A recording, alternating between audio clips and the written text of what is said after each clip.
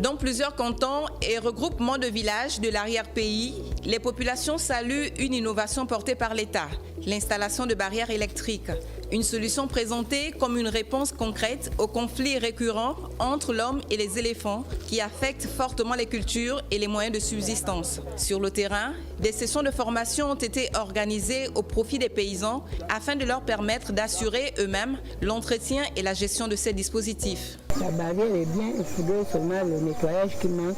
Dans le protocole d'accord, il est dit que le bénéficiaire doit faire l'entretien de la clôture électrique parce que la barrière n'est pas efficace seule. Généralement, on laisse le bénéficiaire avec un appareil, donc c'est à travers cet appareil-là que le bénéficiaire peut collecter les données. À travers cet appareil aussi, le bénéficiaire peut avoir une idée sur l'état de la clôture. Mais certains habitants restent sceptiques. Ils jugent ces mesures encore insuffisantes face aux dégâts causés par les pachydermes. De manière générale, partout où nous sommes passés, le constat qui se fait, c'est que la présence des clôtures a fortement contribué à sécuriser les cultures des communautés.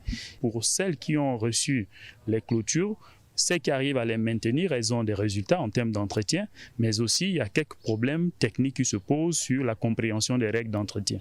Et donc là, à ce niveau, il y aura besoin de renforcer la sensibilisation des récipiendaires, de ceux qui ont déjà les clôtures, pour les amener à mieux utiliser toutes les règles qui sont liées à la maintenance pour que les clôtures puissent fonctionner de manière optimale, c'est-à-dire en poussant les éléphants. Aux côtés de l'État, l'ONG Space for Giants, partenaire en matière de conservation des écosystèmes, accompagne les communautés vulnérables avec pour objectif de limiter les attaques d'éléphants.